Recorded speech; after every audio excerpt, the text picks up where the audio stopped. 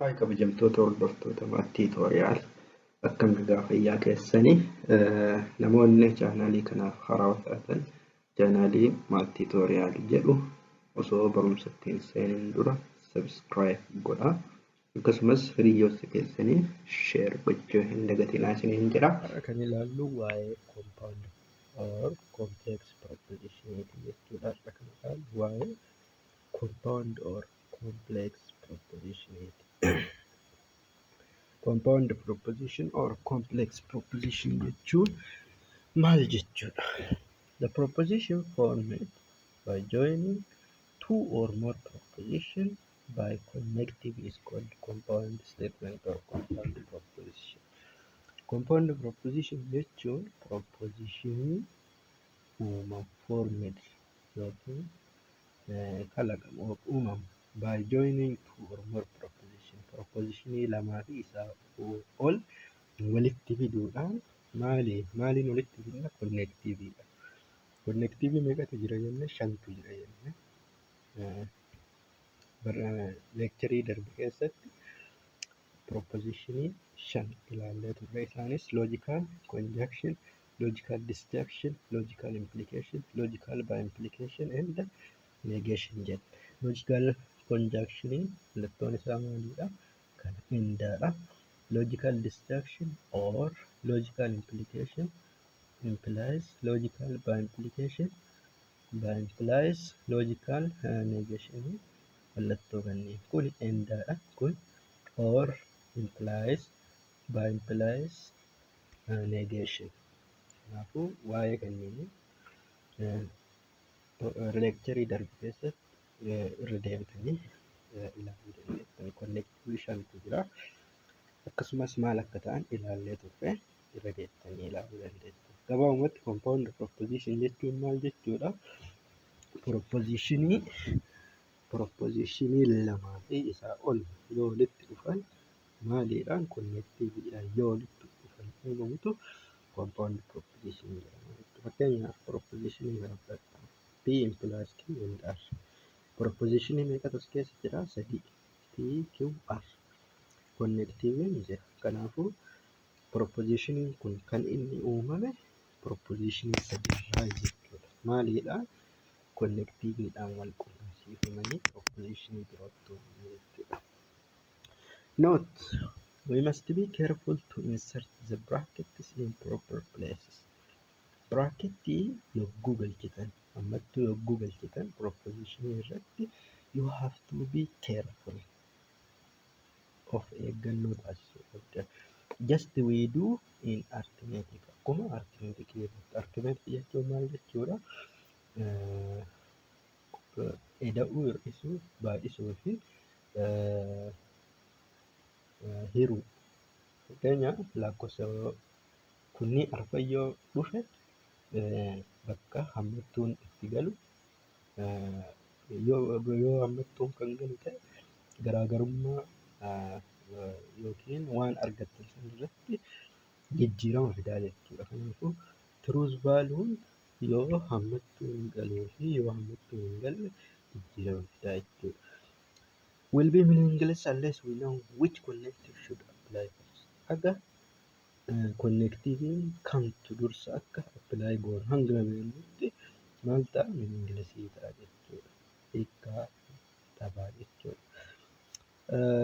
It could mean fakkeenyaaf P implies Q implies R. Hammattuun as dursa galee asitti dursa gale. Kanaafuu propositionii compound propositionii kun garaagarummaa qaba jechuudha. Truth value'n isaa garaagara ta'uu danda'a jechuudha. The truth value of such complicated proposition is determined by systematic application of the rules for the connective. Okay, the possible truth value of a proposition are often listed in table. Akkuma yeroo darbe truth value, logical implication, logical conjunction, disjunction, truth table'dhaan ibsaa turre. The possible truth value of a compound proposition are often listed in a table. Kanaafuu teebiliin sun maal jedhama? Truth table jedhama jechuudha. If P and Q are proposition, compound proposition keessa propositionii lama yoo kan jiraatu ta'e there are 4 possible combinations. Isaanis maalidha? Fakkeenyaaf P, Q yoo kan ta'u ta'e there are 4 possible combinations. Isaanis maalidha? True, true, true, false, false, true, and false, false. If there are 2 propositions, there are 4 possible combinations of true value. Proposition is there are how much possible combinations? 8. P, Q, R yoo ta'e true value isaanii true, true, true, true, true, false, true, true, true, false, true, true, false, false, false, true, true, false, false, true jedhee akkasitti baay'ee jechuudha. Kanaafuu yoo propositionii sadii isinii kenname how much possible combinations of truth value are there? 8 possible combinations of truth value. In general, a truth value involving any proposition contains to the power of any possible combination. Lama yoo qabaate propositionii lama yoo ta'e to the power of 2 is equals to 4. Sadii yoo ta'e to the power of 3 is equals to 8. Afur yoo ta'e PQRS yoo ta'e fakkeenyaaf to the power of 4 possible combination which is 16. Keessarraa karaa tiruu afur. Akkasumatti jalqaba tiruu meeqa tarreessitanii 8 achi booda foolsii 8 achi booda kolamanii lammaffaa irratti tiruu 4 tiruu 4 achi booda foolsii 4 tiruu 4 achi booda kolamanii sadaffaa irratti tiruu jettanii foolsii hanga 16 keessanaa jechuudha.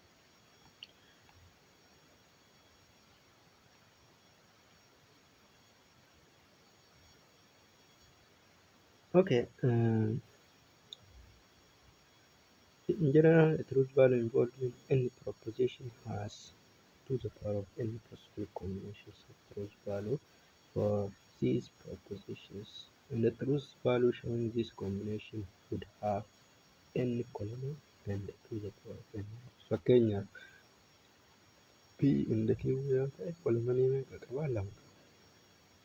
2. P Q jennee true, false, false, true, and false. Kolomanii lamatu jira.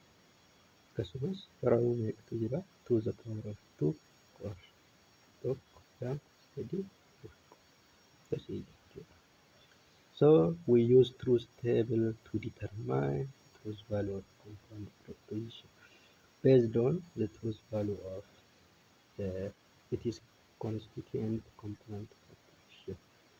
Kanaafuu truth value compound proposition barbaaduudhaaf maal fayyadamna? Truth table fayyadamna jechuudha. Example: suppose P, Q, R are true. Suppose P, Q, R are true. P is true, R is true, and the Q and the S are false. Q false and the S is false. What is the truth value of this one? What is the truth value of this? Jalqaba irratti isaammattuu keessa jiru hojjenna. Akkuma edafuu baay'isuu raggoona jalqaba kaammattuu keessa jiru hojjenna. Kaammattuu keessa jiru maalidha? P in the Q. Yeroo darbe maal jennee irraa endaan dhugaa kan inni ta'u yoo lamaan isaaniitu dhugaa ta'e. Yoo P fi Q illee dhugaa ta'e. Asi P maalidha? Tiruudha. And Q maalidha? False. Lamaan isaaniitu dhugaa waan hin ta'iniif kuni maal ta'a? False ta'a jechuudha. And R or S. Hammattuun lammaffaa R or S.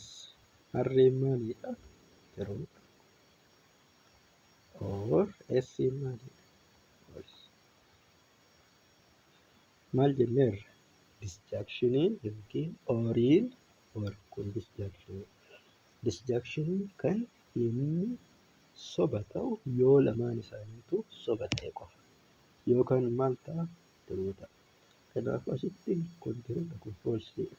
Maal ta'a? Tiruus baaluun isaa tiruu ta'a jechuudha. Asin maali? P and Q foolsii ta'e implies R or S maal ta'e tiruu ta'e jechuudha. Implikeeshinii irratti ammoo maal jennee inni jalqabaa tiruu ta'e inni lammaffaa irra dhufe ammoo foolsii yoo ta'e tiruus baaluun isaa maal ta'a jenneerra foolsii ta'a. Otherwise it is true. Asitti maali jalqabarra foolsii asitti tiruu isa sani waan hin ta'eef tiruus baaluun qabaa maalidha tiruu ta'a jechuudha. So the truth value of this compound proposition is true. Solution: since P is true, Q is false, P and Q is false. Akkuma asii jenne jechuudha. Because conjunction is true if both propositions are true. Since R is true and S is false, R or S is true. Because disjunction is false if both propositions are false. Disjunction or kan inni falsii ta'u yoo lamaan isaaniitu falsii ta'u. Thus, by applying the rule of implication, we get P and Q implies R or S is true. Okay. Suppose question number P. Suppose that the compound proposition is symbolized by this one, P or Q, by this one. And that the truth value of P, Q, R, and S are this. P mania, P, O, Q, and the false, R, it is false, and S, it is true. Then the truth value of this, find the truth value of this. Jalqabarra maali qaammattuu keessa jiru barbaan. Dursa garuu negeeshinii S barbaan. Negeeshiniin S maal ta'a?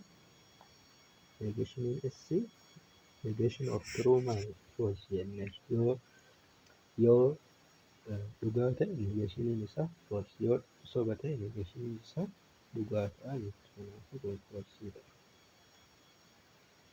So P or Q yommuu ta'u, P or Q conjunction disjunction kan inni soba ta'u yoo lamaan isaaniitu soba ta'e jenneera. Kanaafuu P maalidha? Tiruudha. Or false. True or falseidha. Kanaafuu dhugaa ta'a. Kan inni soba ta'u yoo lamaan isaaniitu soba ta'e qofa. Asitti R by implies negation S. Negation S is equals to R maalidha? Falseidha. By implies negation S which is false. By implies yookiin by implication kan inni dhugaa ta'u yoo truth value bakka lamaan jiru wal fakkaataa ta'edha. If false wal fakkaataadhaan jechuudha. Yoo garagara ta'e ammoo false ta'a jechuudha. Kanaafuu kun maali? P or Q true implies R by implies negation S true. Kanaafuu this is equals to true ta'a jechuudha. Kanaafuu truth value isaa true ta'a jechuudha. Remark.